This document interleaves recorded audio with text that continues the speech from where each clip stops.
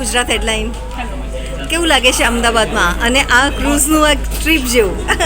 ખૂબ સુંદર અને ખૂબ જ સુંદર એટમોસ્ફિયર છે. તમે બધા આવ્યા છો અમારા ફિલ્મના પ્રમોશન માટે. Thank you so much.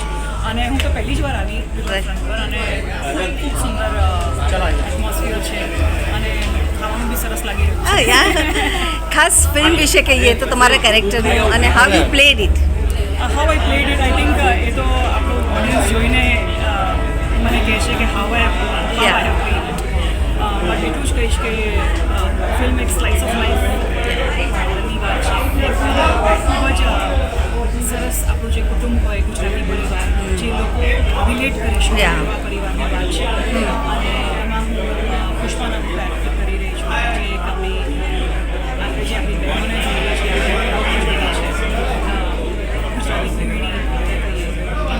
ભગવાનમાં કેટલી શ્રદ્ધા રાખો છો પર્સનલી? અને કેરેક્ટરમાં ઉપયોગી થઈ શ્રદ્ધા? એ શ્રદ્ધા છે ને દરેક ભાષામાં તમને ઉપયોગી થતી. That's right. માનવું છે તો ડેફિનેટલી મારા કેરેક્ટરમાં પણ આ યુગમાં હમણાં આ ફાધર રિટાયરમેન્ટ થાય અને પછી વાઈફનો રોલ બી એની સાથે હોય છે. સો હાવ યુ બી ટેલી એટલે એમની સાથે તમે કેવી ટેલી કર્યું અને હાવ યુ પ્લેડ ઇટ? જે ફિલ્મની સ્ક્રિપ્ટ છે એમાં એવો જ છોકરા છે. હા. સુંદર સ્ક્રિપ્ટ છે મારી પાસે, એટલે એનો સપોર્ટ તો બહુ હોય.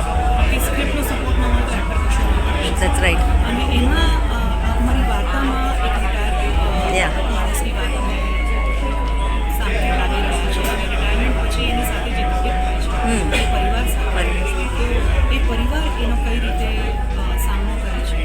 અને જે ઘરના મૂવી છે એ સિદ્ધાર્થભાઈ કેરેક્ટર પોતે, તો એ કઈ રીતે આખી સિચ્યુએશનને પાર પાડે છે એની અમારી એક સુંદર વાર્તા છે. જરૂરથી જોજો. ખાસ કરીને ગુજરાતી અને હિન્દીમાં શું ડિફરન્સ હોય છે? તમને કયું બેસ્ટ લાગ્યું? આમ જોવા જઈએ તો ખાલી ભાષાનો તફાવત છે. રાઈટ. એક કલાકાર માટે ગૌરવની વાત છે કે આપણે જે દેશમાં છીએ આપણું એક પ્રિવિલેજ છે કે આપણે એક સાથે ઘણી બધી ભાષાઓ બોલી શકીએ. રાઈટ. અને અમને મોકો પડે છે કે અમે અમારી માતૃભાષામાં પણ કામ કરી શકીએ અને આપણી નેશનલ લેંગ્વેજ હિન્દીમાં પણ કામ કરી શકીએ. મારા માટે બહુ મોટો લાભ છે. તમારો પાઇપલાઇન પ્રોજેક્ટ શું છે અને ફ્યુચર પ્લાનિંગ શું છે?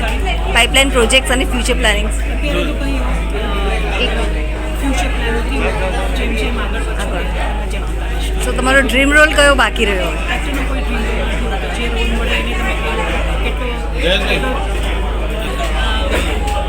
એ છે કે એક્ટરમાં જે રોલ મળે એ કઈ રીતે સારી રીતે નિભાવી શકે અને ડ્રીમ રોલ બની જાય એ જ ગુજરાત હેડલાઇનના વ્યુઅર્સને શું મેસેજ કહેવા માંગો? કે તમે મને ટેલિવિઝનના પડદા પર જોઈ શકો. હવે for the first time Gujarati જરૂરથી તમારો પ્રેસ મને આપજો. આપણો સંબંધ બહુ જૂનો છે. Thank you. All the best.